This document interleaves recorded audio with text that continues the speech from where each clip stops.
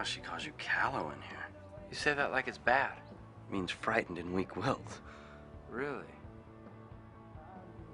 Shit. That was the only part of the letter I thought was complimentary.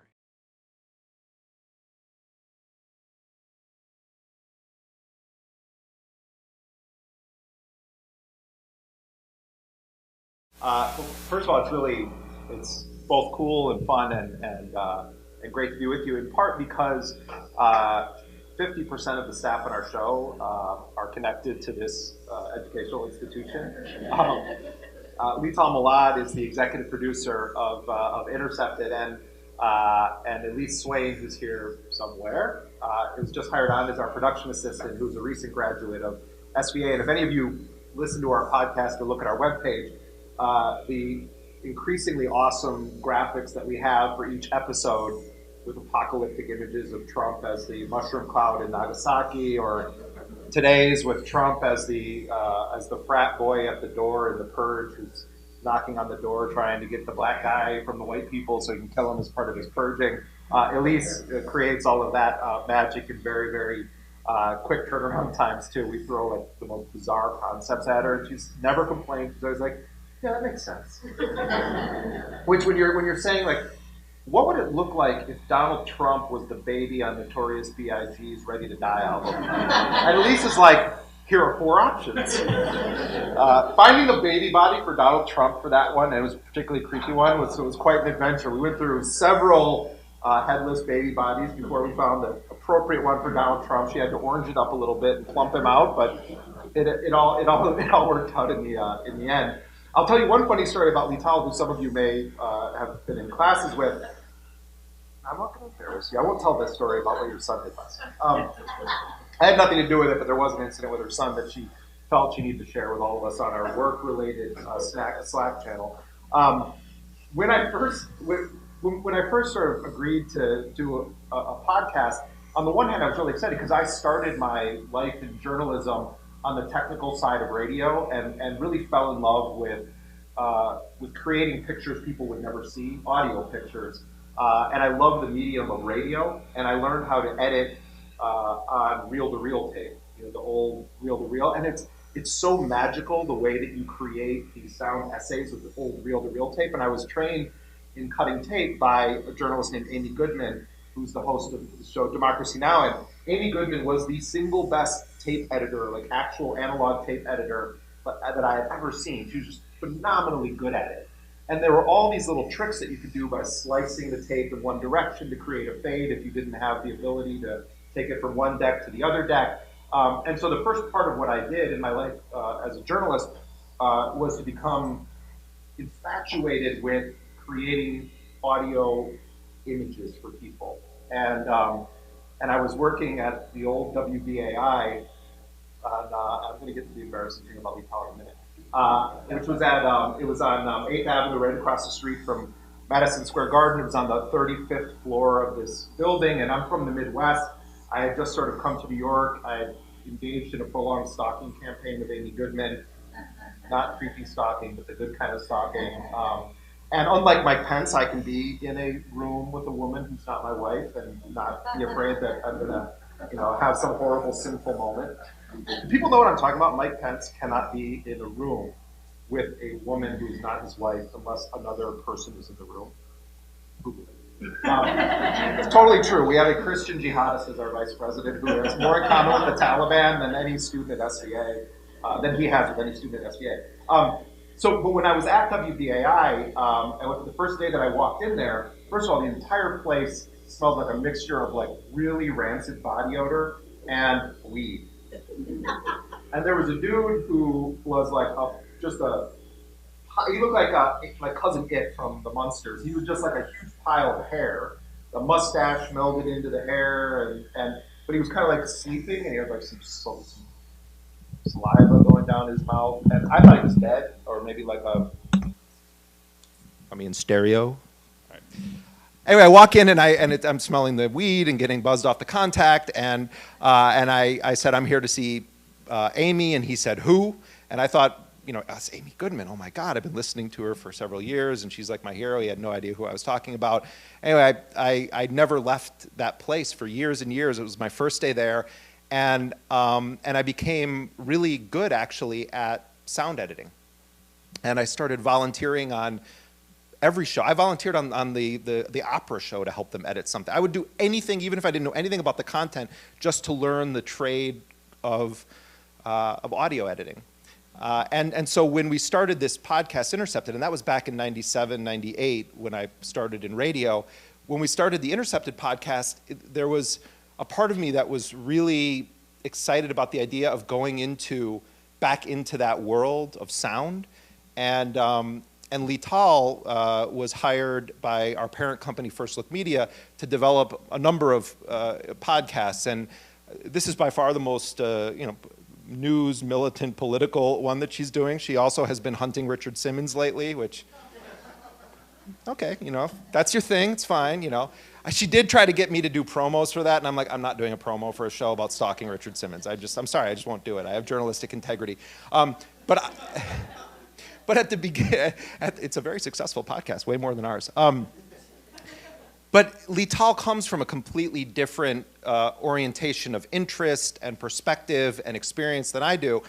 And at first, Lital kind of drove me absolutely fucking nuts, because I was like, is this person going to disagree with everything I want to do and like turn this show? I don't want, Sarah Koenig is great and I love Serial, but I don't want to be Sarah Koenig, and I don't want to be the NPR mug tote bag podcast.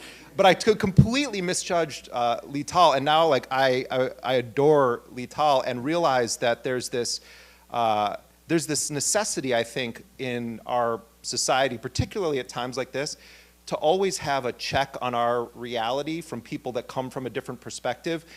On the one hand, it keeps you grounded. On the other hand, it reminds you that you're at your most effective when you can communicate with a wider audience of people and not just exist within your bubble. And Lital really has, I think, elevated what we're doing on the show to a level that allows us to engage in a dialogue that we're hearing from a lot of people, and because of the stakes of what's happening with Trump being in power and the executive orders that he's passing, and now this declaration of war on the environment and the Muslim ban and the stakes for women and women's reproductive rights, that it's necessary that we have programs and publications and journalists and cultural figures that people can relate to and seek some comradely relationship with that unites all of us, even if we aren't physically meeting each other. And so part of what we've tried to do with our show, with Intercepted,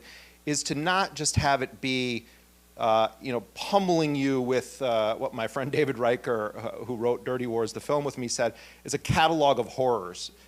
Because it's overwhelming, and everybody knows that it's completely, horribly fucked right now. But what is it that we do as people when fascistic movements take power? Number one, you resist. But number two, you have to protect the institutions that make us human.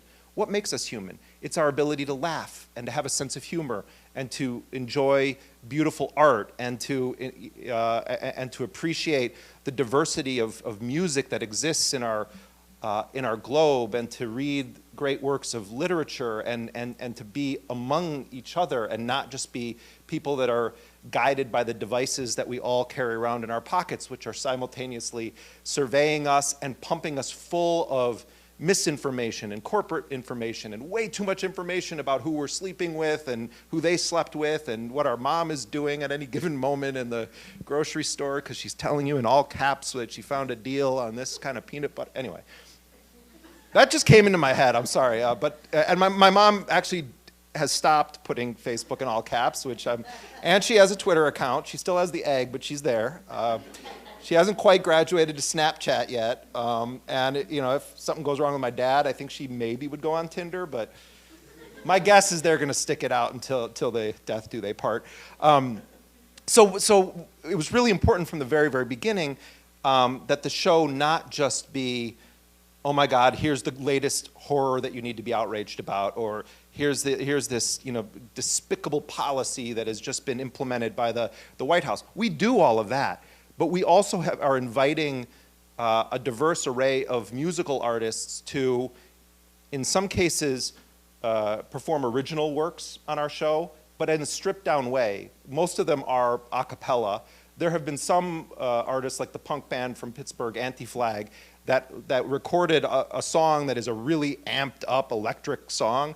They went into the garage of one of the band members and they recorded an acoustic version of their song Brandenburg Gate just for our show, and it focuses on the lyrics, on the message of what they're doing. And we've had, just on today's show, we have the Bay Area hip hop artist who's a really legendary figure named Boots Riley, who his original group was called The Coup. More recently, he has a group called Street Sweeper Social Club with Tom Morello, who was one of the founding members of Rage Against the Machine.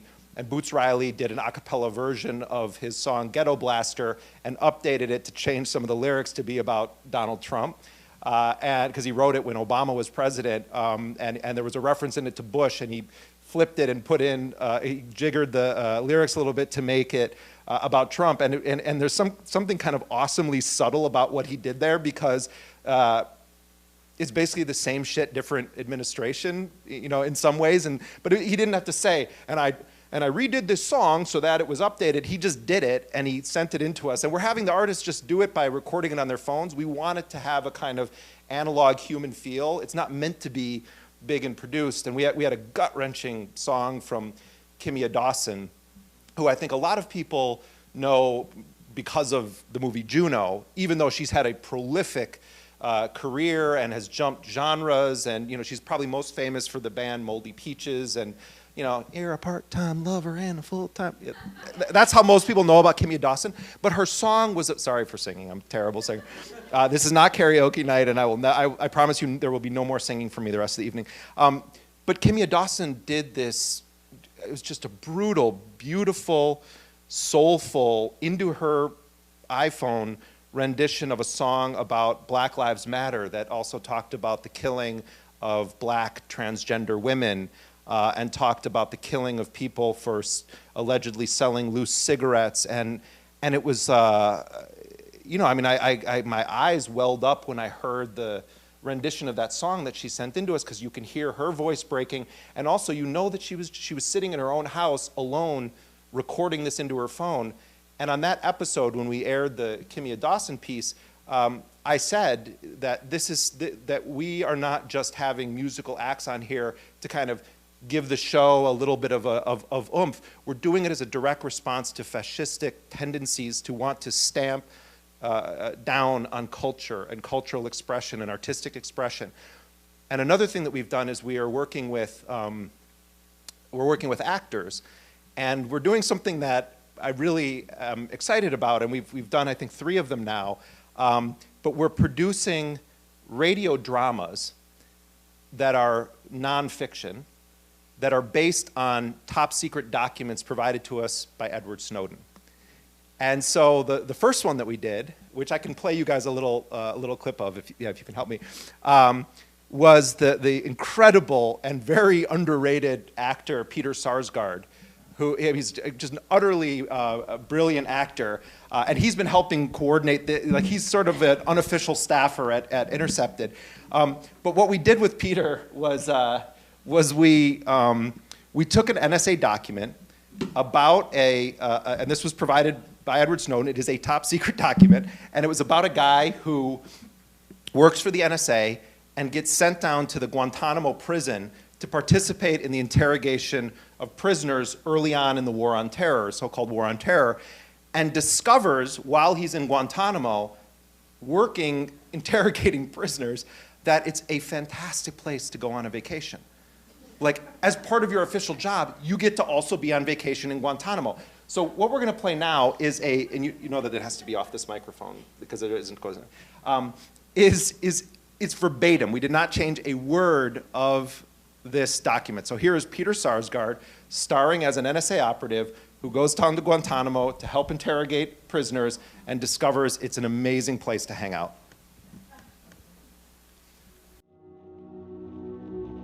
The interrogation focus at Guantanamo is strategic.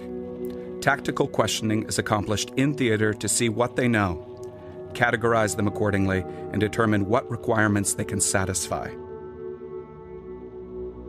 The work can be extremely interesting, challenging, and very fulfilling. On a given week, the NSA LNO might pull together intelligence to support an upcoming interrogation, formulate questions and strategies for the interrogation, and observe or participate in the interrogation. Afterward, the LNO captures and disseminates pertinent technical information gleaned from the interrogation back to the NSA.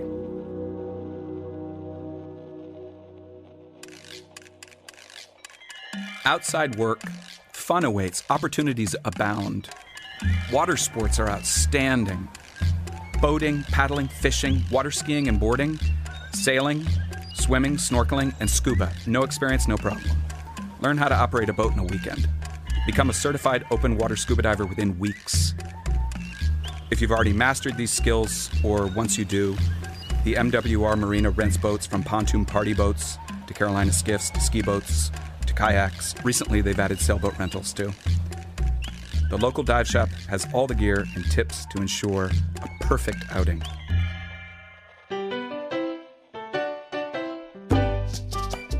Water sports not your cup of tea? There are many other activities to round your day off. The library has 24 internet terminals and over 1,000 videos.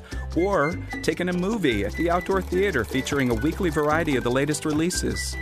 Other activities include pottery, hiking, nature walks, biking, paintball, martial arts, tennis, racquetball, basketball, softball, and bowling. There are also several swimming pools and gyms, or just relax and take in the warmth of the sun. If you would be interested in a TTY opportunity at Guantanamo Bay, please contact Redacted for more information. So that's that, and it's actually a little bit longer than that, and it goes back and forth between interrogating prisoners and enjoying margaritas in the prison at Cuba. We have this fantastic sound designer named Rick Kwan, who has been creating the images that you hear, and it's we also did one recently with another fantastic actor, Bill Camp, who many people probably know him as he played the cop on The Night Of, but he's a classically trained actor and all around just kind of awesome character actor. And we don't have that clip with us, but he's going to be a recurring character on the Intercepted podcast, playing a real life person who works for the NSA, who writes a column for the NSA's secret newspaper. They have their own secret publication that you have to have a top security clearance to read, that's called SID Today, the Signals Intelligence Directorate Today. It is a classified newspaper, and NSA spies and others who work for the agency volunteer to be columnists or to write stories. And they write stories about, I went to help do drone strikes in Yemen, and when we were in Qatar, they have an amazing bazaar where you can buy, fake hookah pipes to bring for your kids. And by the way, we killed this person, this person, this person in our operation called Operation Shenanigans. True story. But Bill Camp plays the NSA philosopher. He was a guy who has he got an MFA before going to the NSA, tried to write the great American novel and was rejected, and then joined the NSA. And when the opportunity came along to be the philosopher columnist for the NSA, he jumped at the opportunity, and it is the most self-important, obnoxious column you could possibly imagine. It's not even worthy of an undergraduate's attempt at explaining. He uses and you'll hear some occasional Kierkegaard from me. Who are you? Anyway, sorry if there's Kierkegaard fans in here, but you guys should check that one out. It was, I think it was on last week's episode or the week before. So we're doing this with actors. We have some stuff coming up with Maggie Gyllenhaal and Marissa Tomei and a few other people. The other thing that we're doing that is not serious gloom and doom reporting, which is by far the bulk of our show, is we're working with this great comedian named Anthony Atamanuik, who is a Donald Trump impersonator. and he is a very good audio Donald Trump impersonator. So what I've been doing is rewriting iconic films to put Trump into the films as a character. So the first one that we played around with was from the film Apocalypse Now, the opening scene where the fan is there and you know, Martin Sheen is looking up at the fan going around, and he's still in Vietnam, and so we did a little twist on this at, I think it was the third week of Trump's presidency, where we put Trump in that bed in the hotel room, and this is that episode.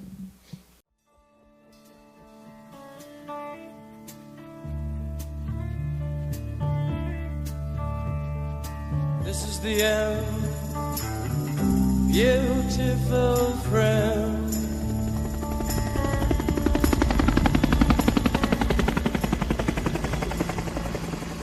Washington.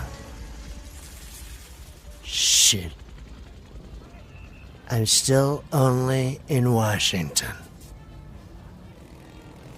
Every time I think I'm going to wake back up on the set of The Apprentice. When I was at Mar-a-Lago after the inauguration, it was worse. I'd wake up in the morning and there'd be nothing. I hardly said a word to my wife until I said yes to the divorce. When I was in D.C., I wanted to be at Mar-a-Lago. When I was there, all I could think of was getting back to Trump Tower and calling into Fox and Friends. Maybe Sean Hannity. I've been here 3 weeks now, waiting for a mission. Getting softer, smaller. Every minute I stay in the Oval Office, I get weaker. And every time some moron on Twitter calls me fuckface Von Clownstick, he gets stronger. I call my own shots, mostly on the accumulation of data. Each time I watch fake news CNN, the walls move in a little tighter. Everyone gets everything he wants. I wanted a mission. And for my sins, they gave me one. Brought it up like room service with a taco bowl. It was a real choice mission. And when it was over, I'd never want another. Believe me.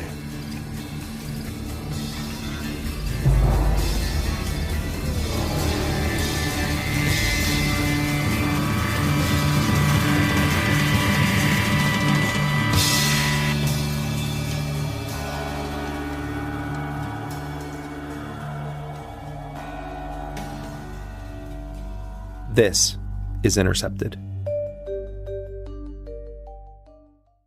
Those have been fun to work on, and I think it's, for me, I've spent most of my adult life in war zones documenting the suffering and deaths and tragedies of people who live on the other side of the barrel of the gun that is American foreign policy. I started going to war zones in 97. I went to Iraq. 98, I went to Iraq, and I went to Nigeria, and I covered the tail end of the wars in Yugoslavia, and then post 9/11 was just in Iraq and Afghanistan, and then once you get in that world where you're doing war reporting, it really fucks with your mind in a way that you only feel fully human. And this is, I think, relatable from people who've done this, but also people who have served in the military. You only feel like you're alive when you're in danger. and it messes with every aspect of your life. And you know, for me, the part of I started off wanting to be, first I wanted to be a middle school teacher, which probably would have been far more dangerous than going to war zones. And then I wanted to, I was living and working at a homeless shelter in DC, and I was listening to a lot of radio, and I was cleaning toilets and taking people to doctor's appointments. I had dropped out of college. I had never taken a journalism course in my life. It's funny because I was briefly enrolled at the University of Wisconsin. I'm from Wisconsin. And I say, when people say, oh, did you go to school at Wisconsin? I say, well, I was enrolled because I actually didn't physically go to the classes, and eventually that resulted in me not being allowed to go to any of the classes because I was kicked out of the university. But like a couple days ago, I got an invitation from the journalism department at the University of Wisconsin asking me to give this keynote lecture, and it's like, and they're like, you know, would you consider returning to your alma mater? I'm like, you better check the paperwork on this thing because I did not go, and I would never have been able to get into that journalism program. But I'll go speak there, though. That'll be fun. And so I kind of, I got into journalism because I wanted to be involved with social justice struggles and the relationship between, you know, poverty in the United States and racism in the United States and violence in the US and what we were doing around the world. And as I started to engage in a parallel education, parallel to the university system, I was a voracious reader and a vacuum cleaner of political writings of all stripes. And when I heard Amy Goodman on the radio, I said, I want to do that. That speaks to me. That's how I want to engage in this fight. So my gateway into journalism was not, I want a career as a journalist. I want to be the next, you know, Woodward and Bernstein. It was, this world has so many horrible things happening in it, and I want to be part of exposing that and part of telling stories of people who are prevented from having a voice, in part because of where they happen to live, but also because of the way that that the news media has been structured for a very, very long time in this country. And so I came into journalism and learned it as a trade, like you would learn to be a plumber or an electrician, rather than as a course of academic pursuit. And one of the things that I'm really interested in as I get a little bit older and I start to think about the state of journalism is the changes we need to make for how we approach education. And when people are in high school, they're asked to make these decisions that are going to dictate along the whole next part of their lives about, you know, your junior year, where are you going to go to college? Where are you going to go to college? And it's like, I had no business going to college when I did. And I failed, spectacularly failed, but not because I was a screw up or you know, was stupid or, you know, lazy. It wasn't the right thing at that moment. Now I think I would love to be at a university. I think I would go to every class. Like I would love, for instance, to study economics. You know, I would love to do multiple language immersion courses. If I could start now, my God, I would love to go to, you know, a great university with an amazing library and awesome professors and lectures and absorb it all. But I wasn't ready for that when I did it. And I think that's the reality of a lot of young people, is they don't quite know what they want to do or who they want to be. And it's not that they are, you know, confused in some kind of a irresponsible way. It's just that you know, our brains aren't fully connected yet. You know, the frontal lobe is not connected to other parts of it. Your brain isn't fully formed. I say this, by the way, as the father of a 17-year-old. I read this great book called Yes, Your Teen is Crazy, and it's about the neuroscience, like how our brains develop. And it really isn't until you're like mid-20s that you become an actual rational person, just, you know, scientifically. But I think we should do away with the concept and this, that everyone should be going to a 4-year university and that paper is the most meaningful achievement that you can have with the 4 years following the finishing of high school. I think we should view some of the most meaningful roles in society as the product of apprenticeships and giving people an ability to work among and with and around people who do what they want to do. I mean, I've been kind of unofficially studying both plumbing and electrical work because I had like a disaster happen in my house. So for the past 2 years, I've chosen to work with the guys who are fixing this problem in our building, and I'm learning the trade of being an electrician, and I've learned an enormous amount about plumbing to the point where I don't call a plumber anymore, and I know how to rewire things. It's amazing when you actually see somebody that's really good at something with their hands, and you also realize, my God, I'm spending so much money calling people to do this. It's not rocket science, but also there's something fulfilling about solving puzzles every day that I really got attached to. And for years, I worked as a house painter before I got into journalism, and it was some of the best years of my life. Like when you work with your hands, when you live in the world, when your fingernails get dirty, you're alive, and you're among people, and the world of journalism now is a very cerebral, isolated environment because everyone is connected to their devices. And it used to be a profession of the working class. And that was, in early newspapers, the idea of it was to kind of project to the working man was part of the idea. And it's why, the Daily News and the New York Post, as horrible and despicable as the New York Post is, and the Daily News actually has been in a little bit of a weird renaissance, but those are papers that you see so many working class people on the subways reading. But there's something to that shouldn't just be dismissed. There is a real value in our society to presenting information that's relevant to the lives of people. And I think that, I know that some of the best journalists that I've met in my 20 years of journalism either didn't go to university or they never set foot in a journalism classroom. They studied something else or they came at it from a different life experience. One of the most famous foreign correspondents on CNN, Nick Robertson, who's their senior international correspondent.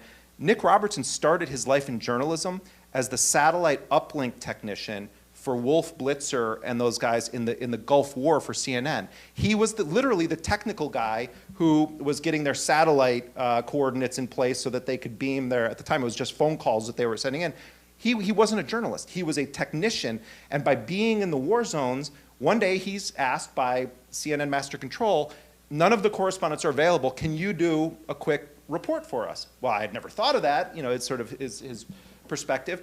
And he does it, and it turns out that he was good at it. How did he learn all of that? He learned it by being around journalists who were doing war reporting.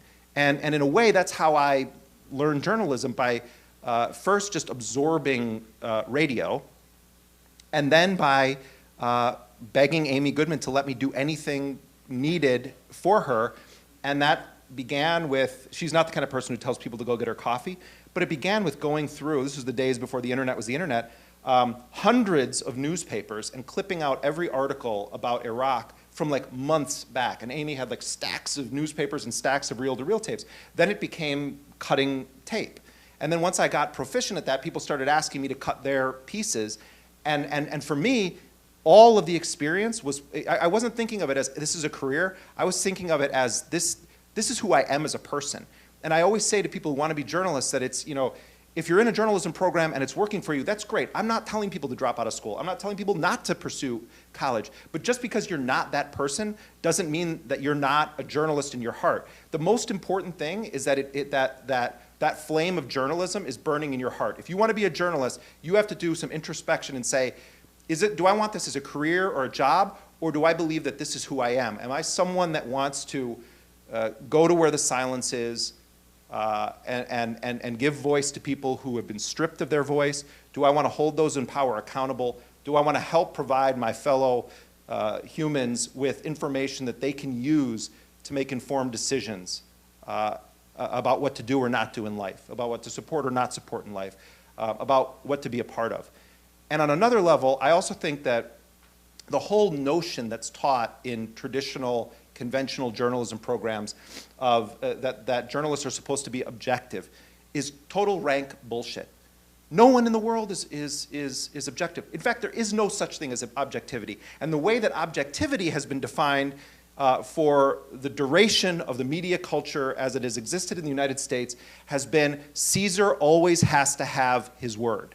That the state always has to be able to say what it has to say and be taken seriously, even if we know it's bullshit.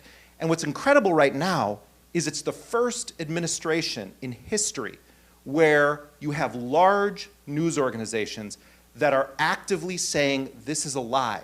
People were saying it at the very end of Nixon, but this guy's only 60 days into his presidency. So the game has changed quite a bit just in the past couple of months, in part because Trump has been so hostile to the media. You know, he is literally adopting, and I wonder if he's actually read, which I did recently, the Diaries of Joseph Goebbels. Everyone should read this, by the way.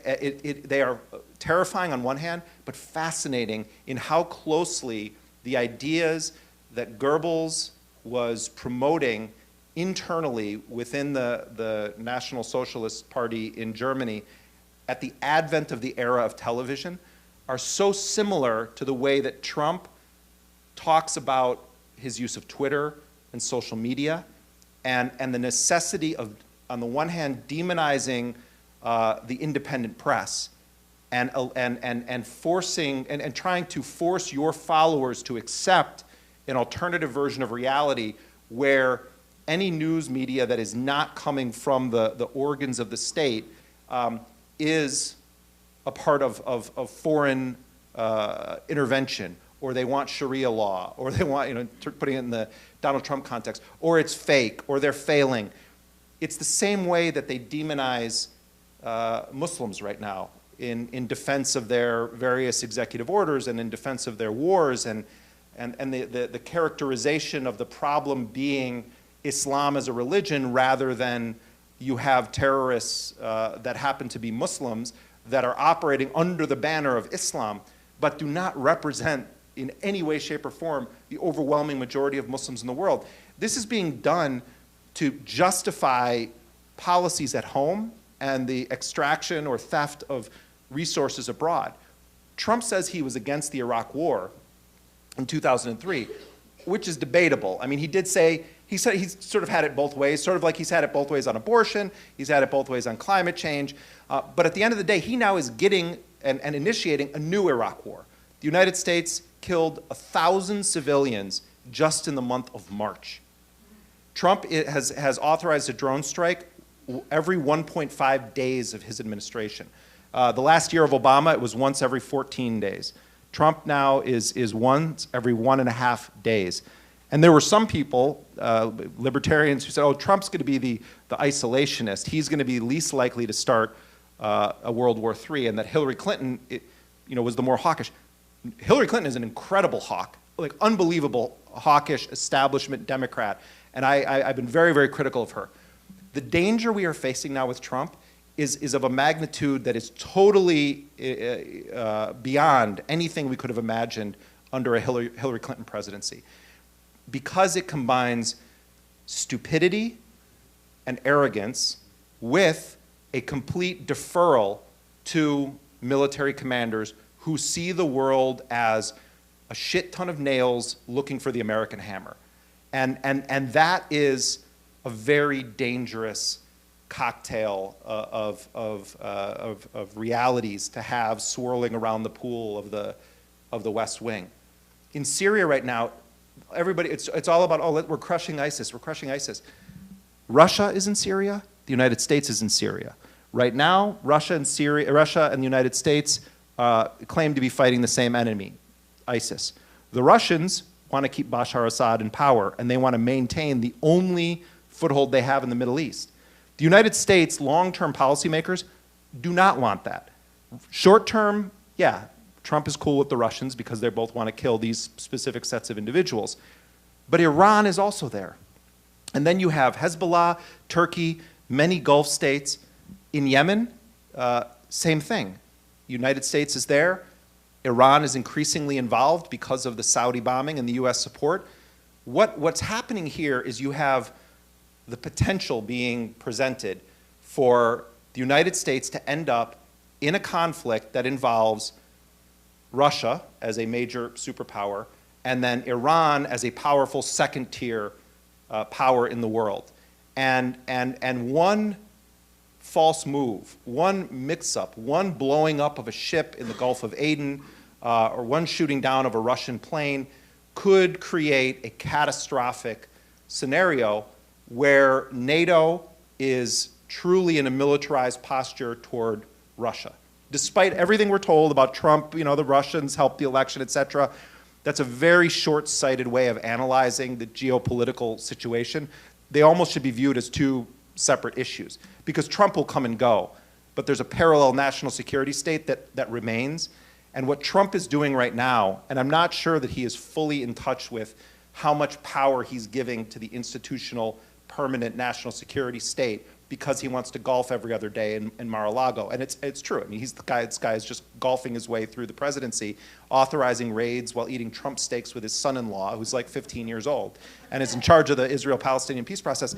This is scary stuff that we're facing, but it's also why we see great journalism happening from the Washington Post, from the New York Times, from independent media organizations.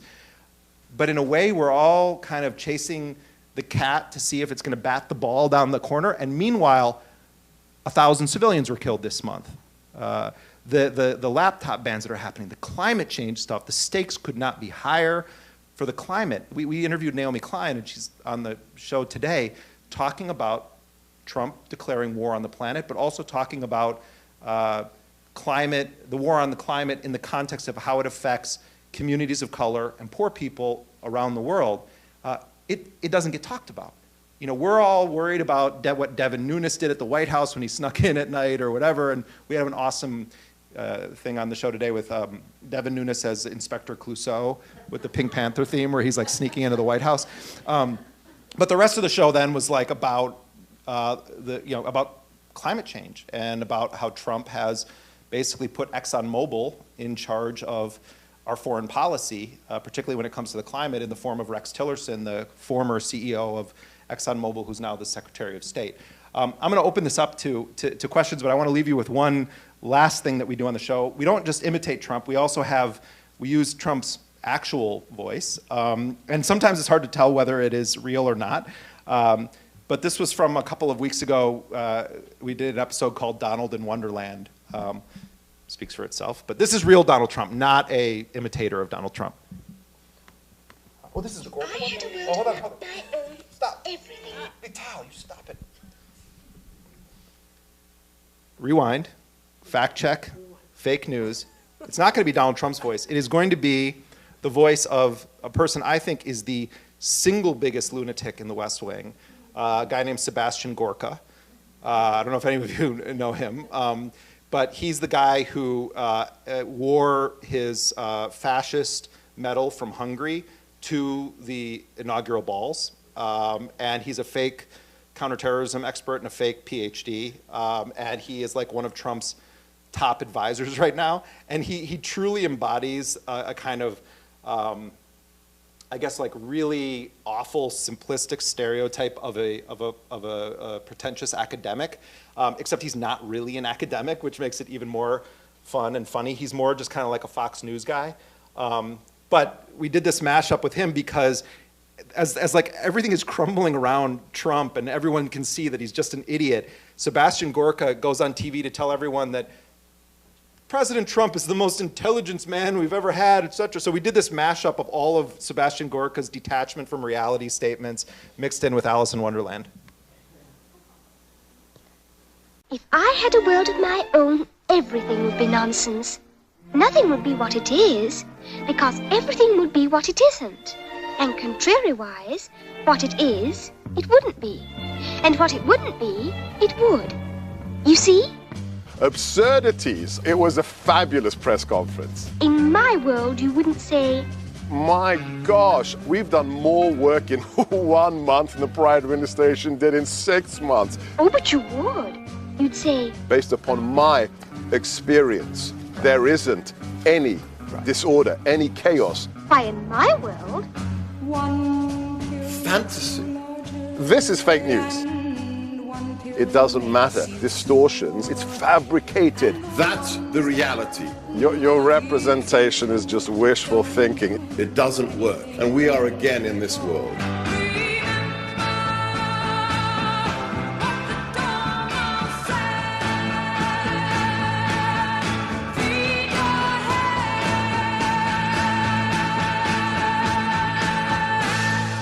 I keep wishing it could be that way, because 'cause my world would be a wonderland. This is Intercepted.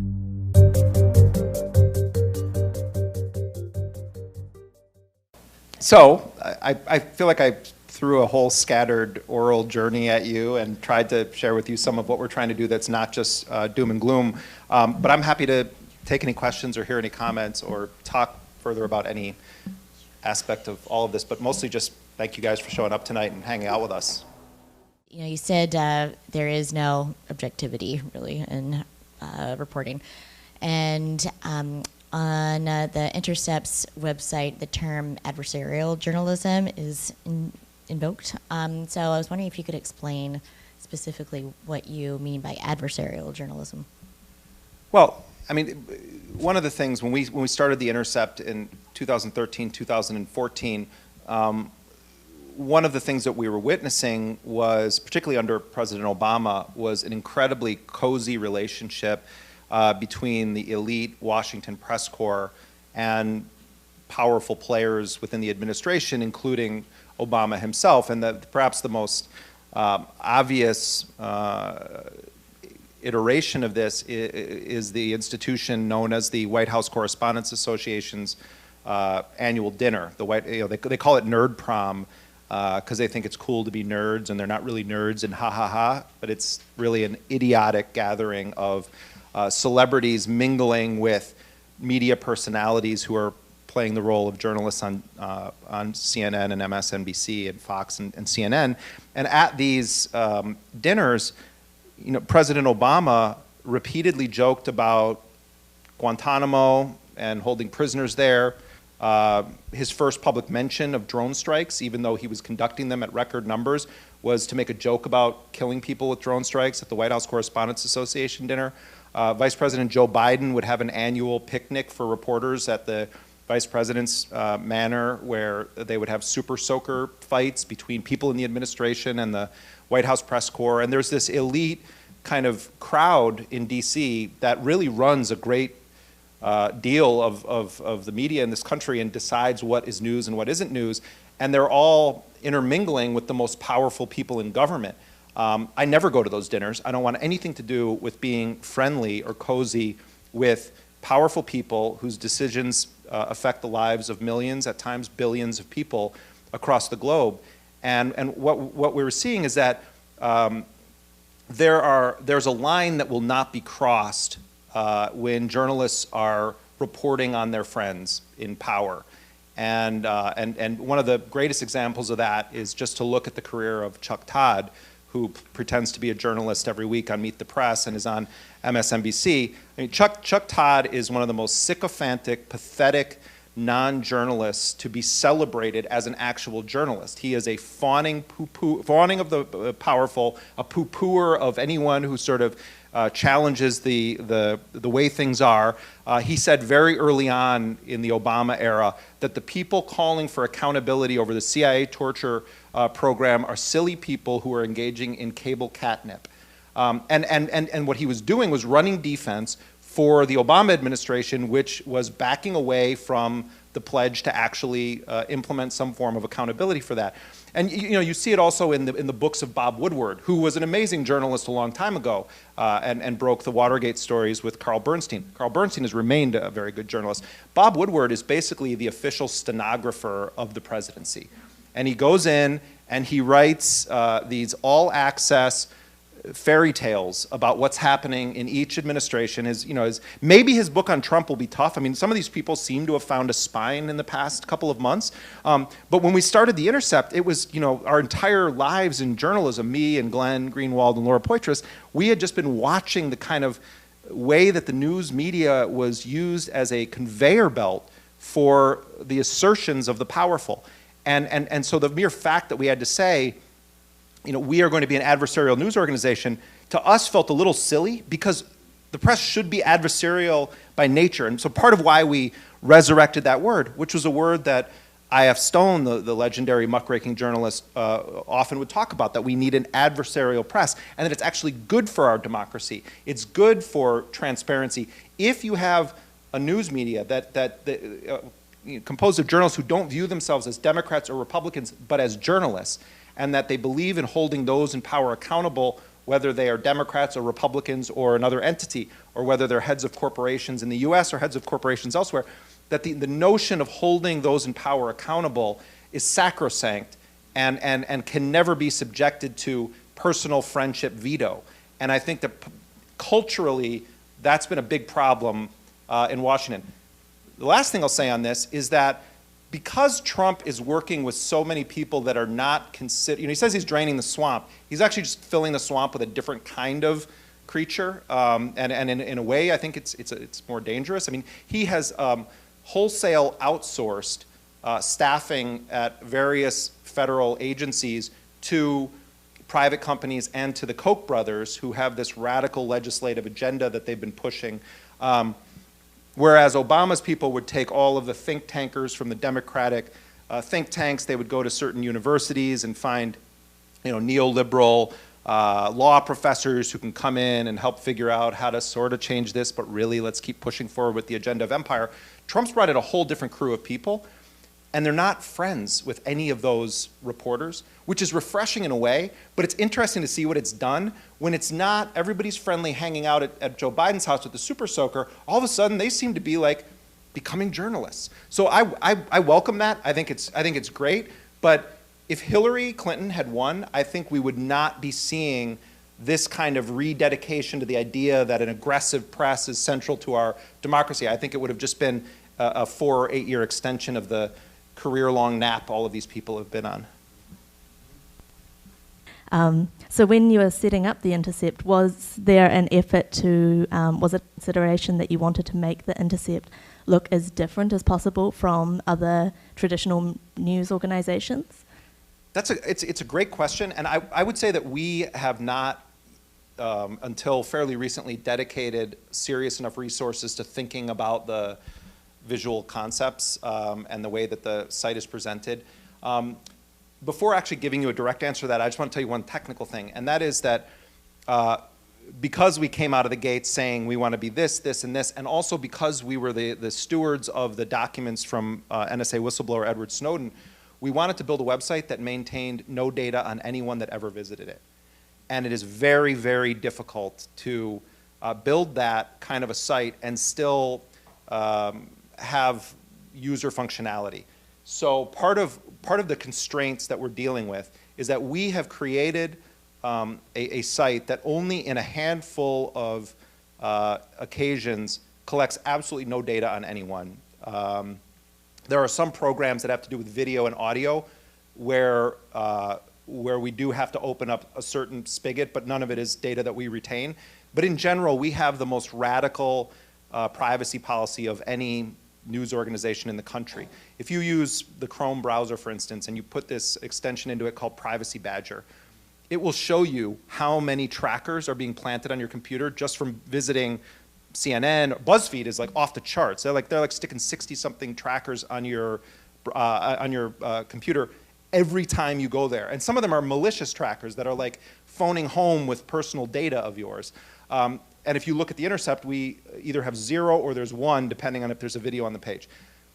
Having said that very boring thing, that creates a challenge then for creating a dynamic website. And the big thing was about the snowflakes of the was snowflakes, was it called, the New York Times thing that they did, or it was like praised as this huge leap forward in journalism layout and design. And we kind of went in a little bit of a different direction. And I would say that where we're at our weakest right now is in the presentation of our actual main page of our website. Where we're at our strongest is when we do in-depth reporting series. Like my colleagues and I did a series called The Drone Papers. And we decided instead of publishing articles over the course of 2 weeks, that we would create essentially an online multimedia book that was in chapters. And we built the entire back-end architecture for it, and you should check it out. It's really interesting. We worked with animators and illustrators and others, and so it's a dynamic feeling immersion into the world of this leak of secret documents about the drone program that were provided to us by someone who directly worked on the drone program. And we've had some really great artists and graphic designers that have done a variety of projects for us, and there are some of our stories where we're working entirely with illustrators. But the challenge we're trying to overcome right now to create the kind of homepage experience is more challenging than just the design questions. So we now have a team of coders that are embedded with our design people trying, the design people say, we want to do this, and then the coders are looking at, how can we do this? One just kind of funny, quirky example, we created a totally new shade of red for the internet. It had never existed before, and our designer, Philip Hubert, who's a German guy, who's really a brilliant guy, he came up with, he wanted this particular red that we were using for a book that we were publishing, and he wanted it to be that red on the Drone Papers webpage.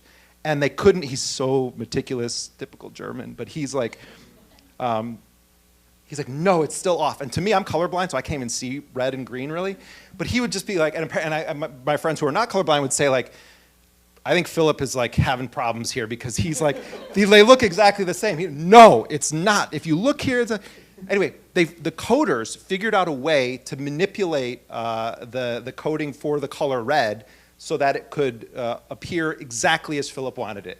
Which is like, to me it seems totally nuts to do something like that. But there were like articles written about this because it's not just about people who like the shade of red. I don't know if you would like it or not, but it's the idea that it's showing you that you can do this kind of a thing. The same is true for the platform that we built with this analytics firm called Parsley.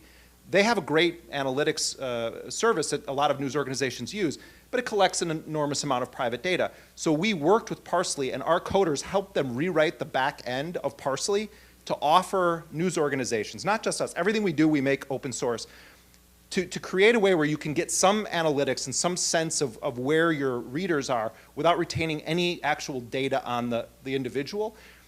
And so we will go down like the rabbit hole and spend like 8 months doing something like that at the expense of maybe we should have the homepage look like this. So it's kind of a weird place in that sense.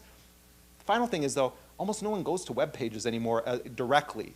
What we've found is that the vast majority of people end up coming to our site because they either are subscribed to various feeds or it's from social media. They know they're going to see it on Facebook, and it takes them there.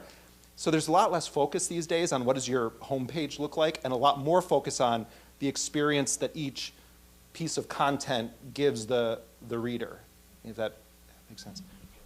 And I'll just, okay, and while I'm walking, I will say one really cool thing about the site, if you haven't visited it, is you kind of skip the intermediary step of footnotes in many of your articles and link directly back to these source documents, which is fantastic. That's a big thing that we do. I mean, we work with a lot of primary source documents, and we don't want to just stick PDFs up. I mean, there are old school people that say, can you stick the PDF? So we have everything is available as PDFs, but what we try to do with documents is bring them to life, because a lot of it is sort of, it's really boring or it's confusing or there's a lot of acronyms. And so one of the things we try to do is extract parts of the documents and give you the option of blowing them up. And in some of them, we created our own form of annotation. And in some stories, like we had a story that involved about Navy SEAL Team 6 that was a really involved narrative nonfiction story about the legacy of SEAL Team 6. And I think we had either 5 or 6 anonymous sources in that. They were guys that had been in SEAL Team 6, and for obvious reasons, we knew who they were, obviously, but we weren't going to print their names. So we were trying to think, like, how do you tell a story when you have 6 anonymous people? We could call them Mr. Pink and Mr. White. That's kind of, that kind of sucks. Then you could do like a really lengthy, this guy who did this, and then that, and then it gets too long. So we created a very non-invasive way where if you put your mouse over a particular source, so we wrote it the way we would write it journalistically, it would then bring up and it would remind you who that person is, and then just go away. Like it floats up for a second and goes away.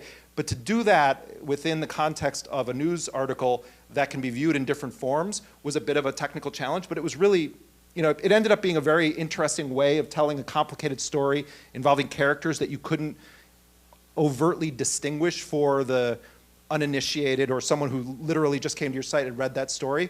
So we're always trying to figure out ways to make really complicated technical documents, but also stories accessible and something you don't have to take in all at once. You can come back to it and look at different aspects of it. Yeah, go ahead. My husband and I are big fans of your work as a source of truth. Oh, wow, thank you. How do you get funding for these complex, wonderful presentations?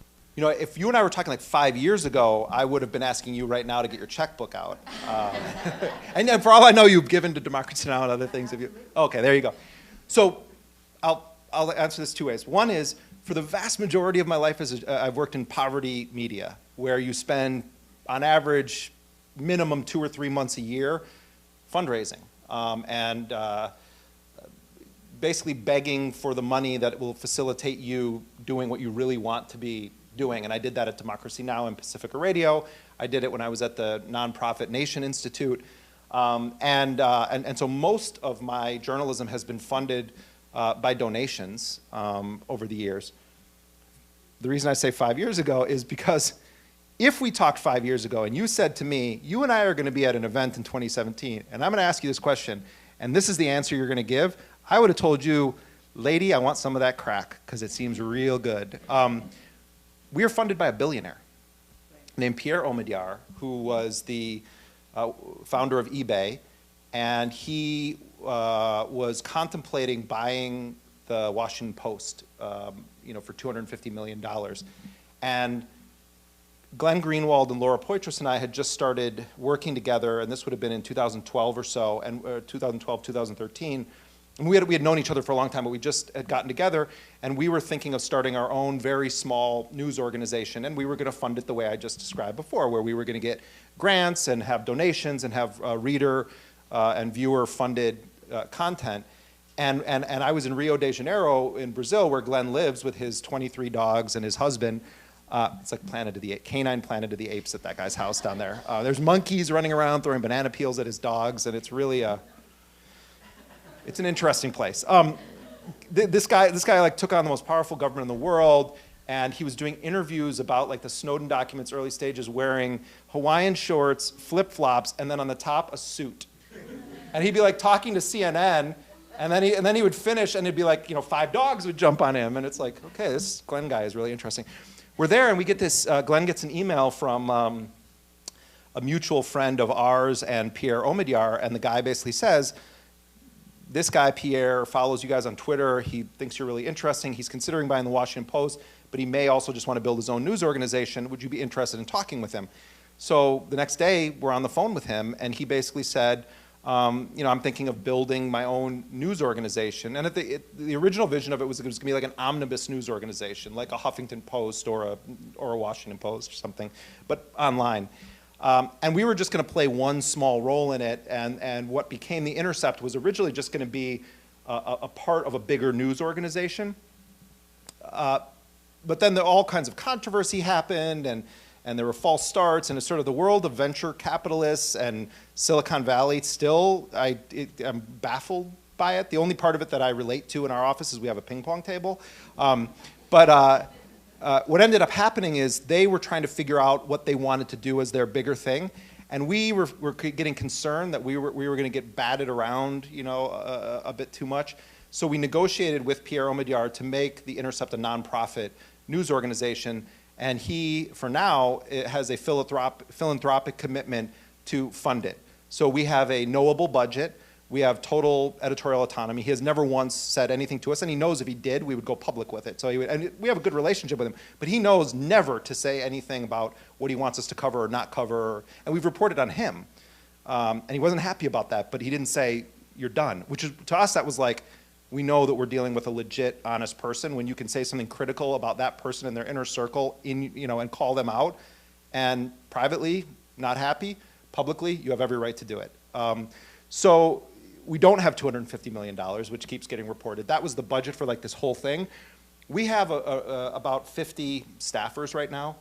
We try to pay people 10 to 15% more than they would get at another news organization, because we're going to be asking people to do serious, grueling work. And also we want to have a progressive vibe to our workspace.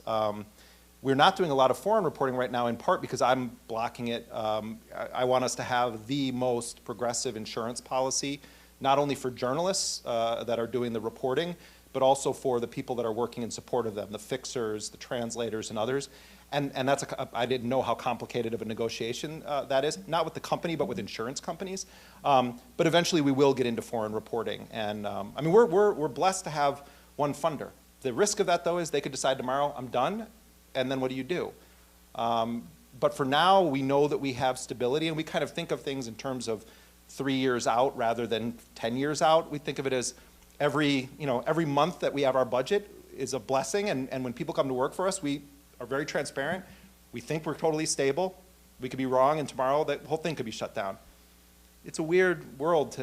Financing of journalism is tough, and I feel like we're extremely fortunate.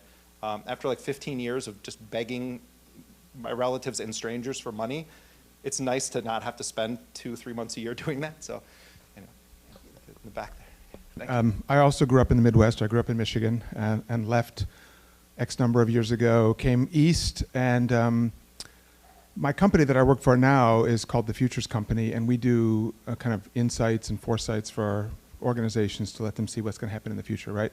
And we just finished a post-election bit of research around the Rust Belt. But this is a movie you're writing here, or you're? No. I work for a company, and it's called the Futures Company, or now it's called Kantar Futures. It was aggregated by other companies. But we help organizations understand, anticipate, and shape change over the next 3 to 7 to 10 years. And we just finished a research project around the Rust Belt and post-election voting.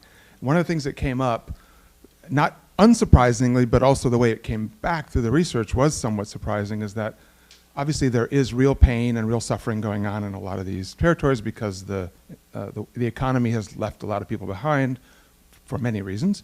But the key thing that I took away was that the American dream has changed to not growing and becoming better, but to actually just to be able to hold on to what we have, to what they have.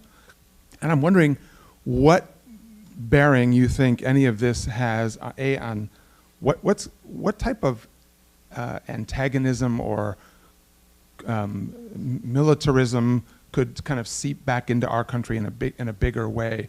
Obviously, we're seeing it around the world. When does it come here, or does it come here? Not to scare everybody. No, but that's, it's a great question, and it's also a really complicated one that I think a lot of us in this room could probably contribute to for a very lengthy discussion. One of the things that I think we have to come to terms with from Trump's election is that I think one of the major factors, I think Trump mobilized a group of non-voters from a very hardcore, uneducated, racist set of communities around the country. And those were people that historically did not vote, and I think that was part of what made the difference. I also think that part of his brokering with the Republican Party and the inclusion of Mike Pence as the VP made a difference. I think the fact that Hillary Clinton, you could not have had a more visible, famous representation of establishment politics. And for anyone that thinks that I'm wrong about that, look at the numbers in some states of people that twice voted for Barack Obama and voted for Donald Trump. How on earth could that be possible?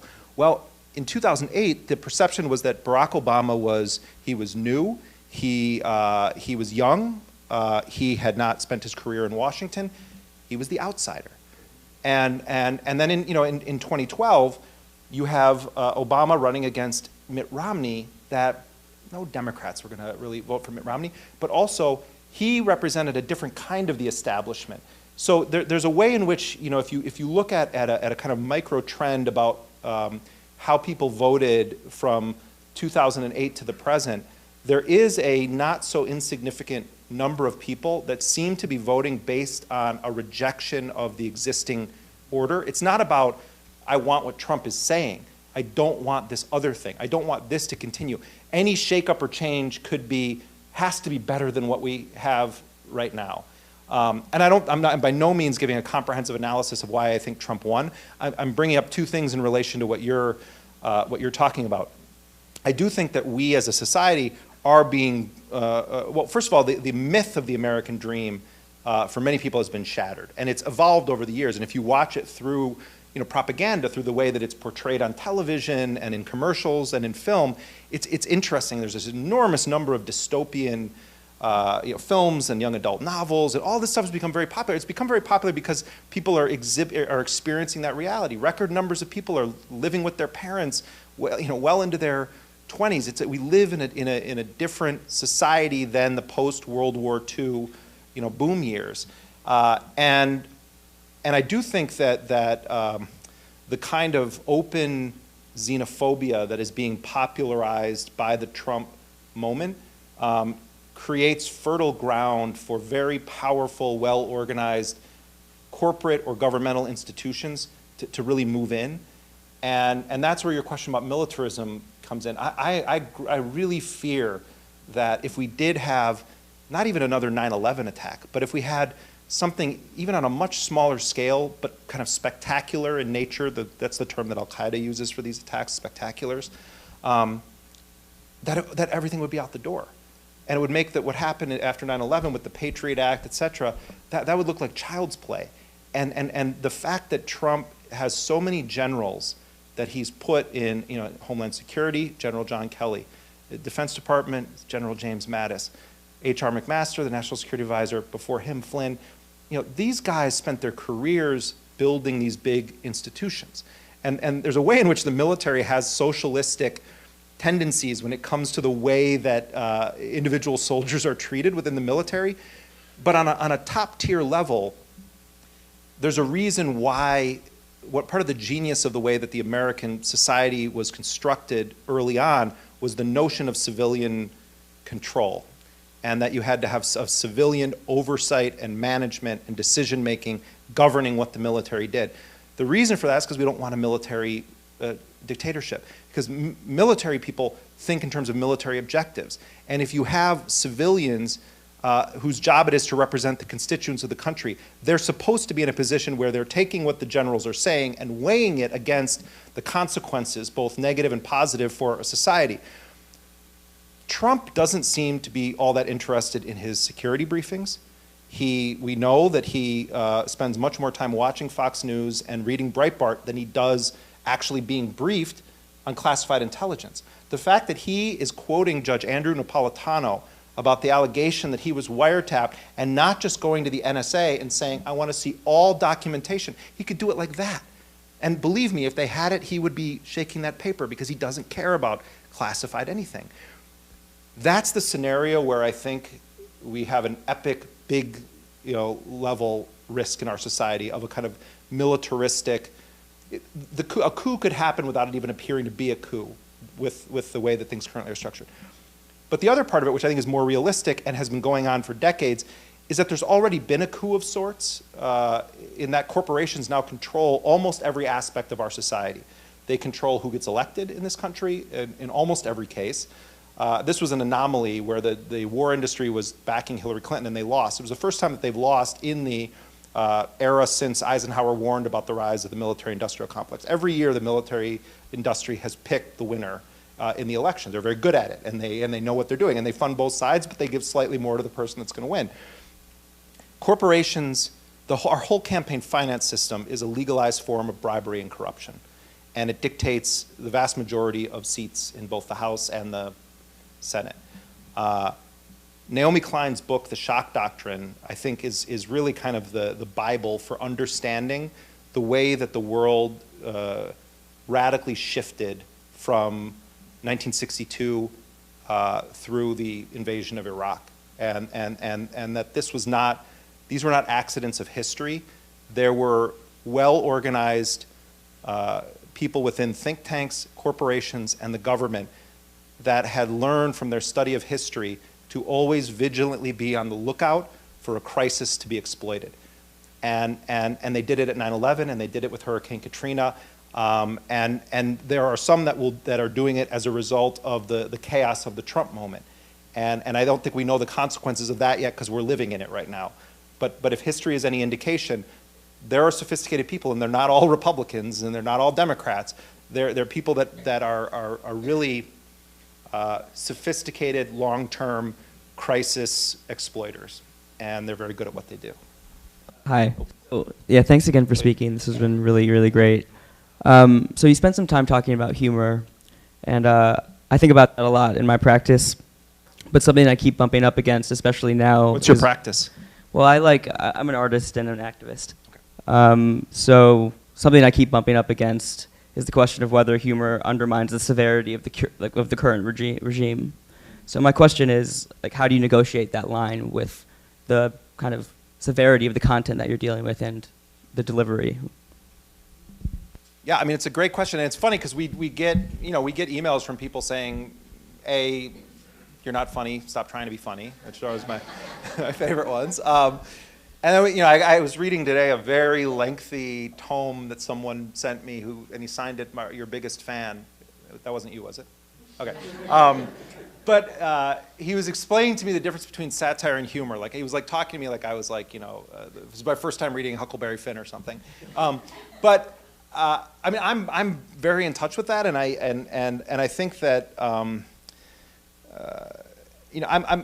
I love to laugh myself, and I like funny people, and I like having friends that bring joy in that way to life, and I think it's part of the human experience. I think that there's a difference between making fun of someone, like the way that Bill O'Reilly was talking about Maxine Waters, the African-American congresswoman from California, and saying, I couldn't listen to what she was saying because of the James Brown wig that she had on her head. And he's like a sexist and a racist also, way that he was talking about Maxine Waters. I don't find that funny. I think Bill O'Reilly thought he was being funny.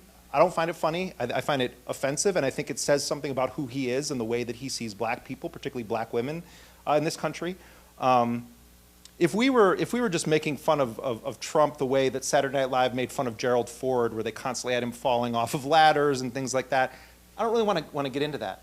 But how else can we process all of the horrors and the terrors of what this holds? Like my daughter came home on election night and burst into tears. What does it mean? And she was in a household where she was hearing endlessly about how bad Hillary Clinton was.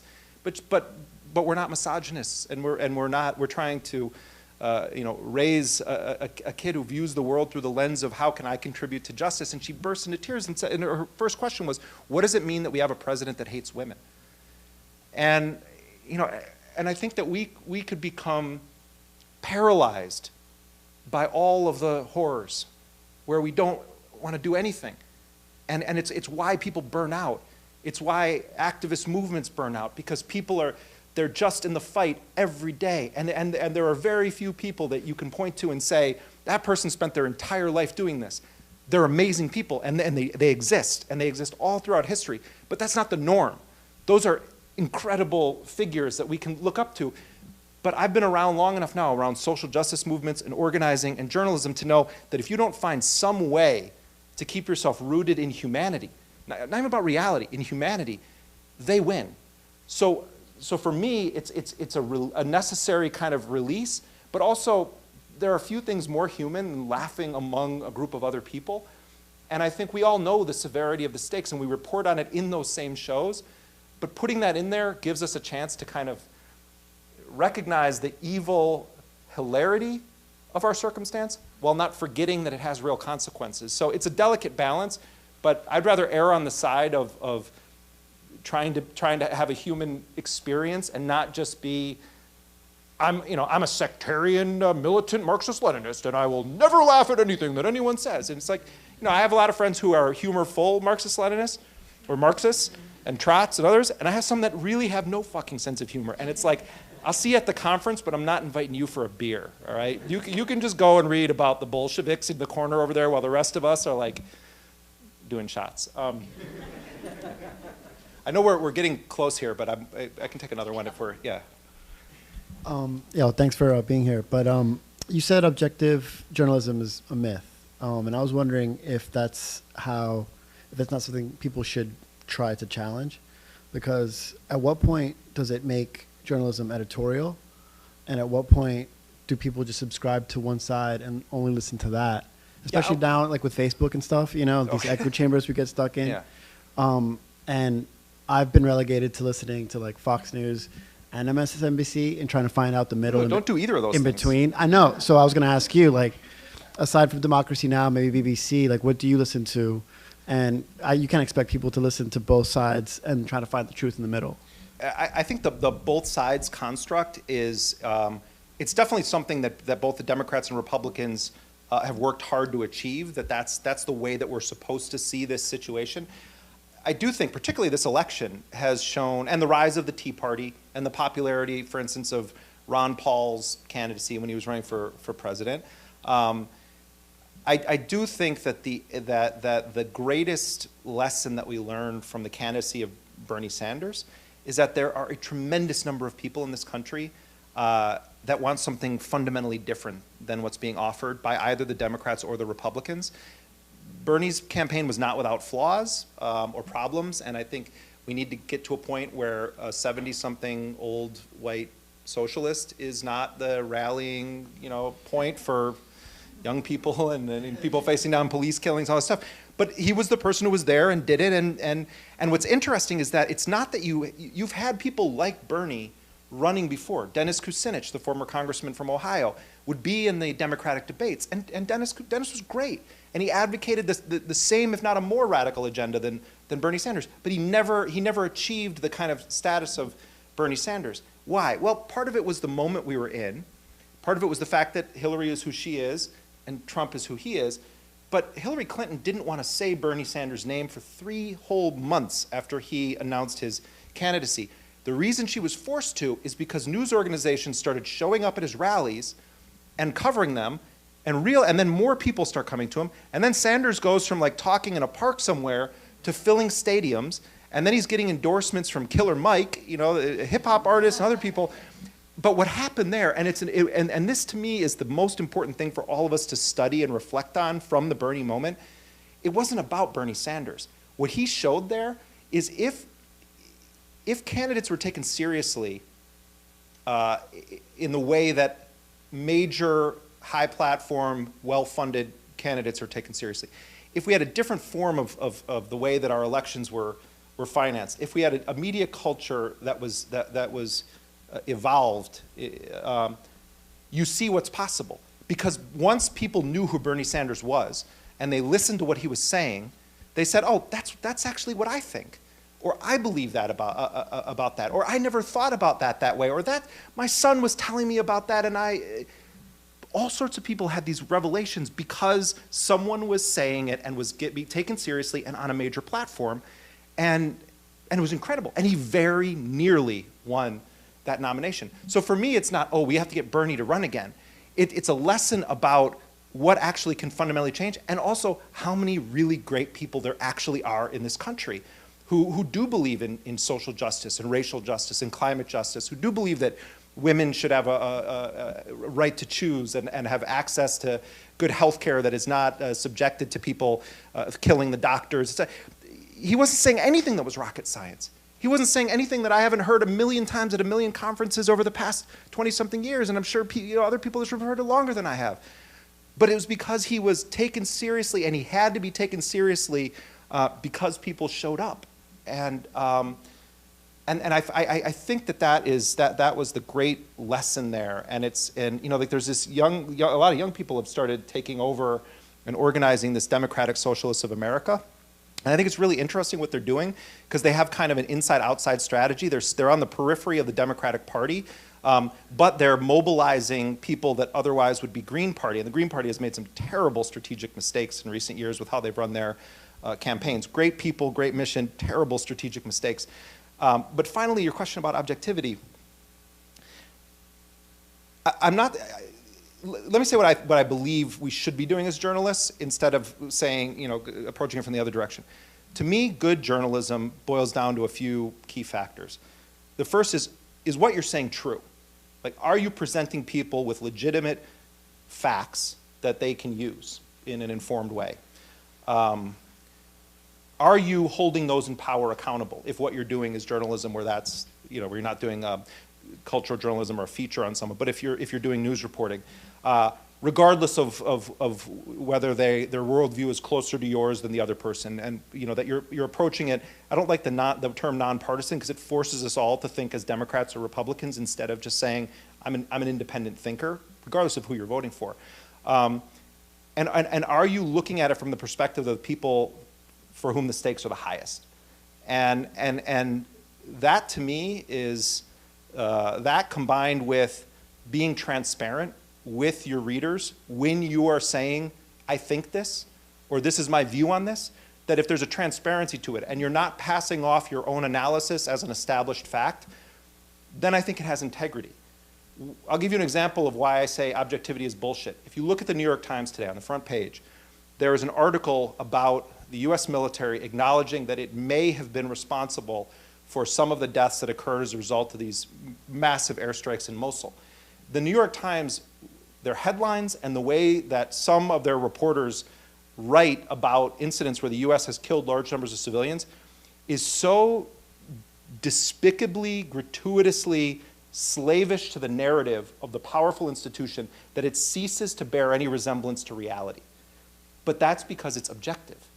And so it's not that I don't believe that you can't have you can't objectively look at something and say, well, those shoes right there, I really like them, but I know Lital doesn't. Okay, yeah, that's fine. But saying like, you saw a soldier shoot this girl in the face, and the military says, well, that didn't happen, but you've witnessed it as a journalist. You don't say like, well, she may have been shot in the face, but the Pentagon's saying she wasn't. If you saw it, it's just the truth is true sometimes. And that's what I think is the problem. But don't even punish yourself by watching either of those two networks unless the point is humor. And then, amen, you have my blessing to watch Fox or MSNBC. So let's go drink. Thank you guys very much for being here. Thank you. The network would like to buy the rights to your story to make a tasteful telepic. Mr. Quint, Tom Drucker, CBS. We'll pay more money, and we'll get Drew Barrymore to play your girlfriend. Hey, back off! We can stop at Brandy's, right? Yeah. Get dressed.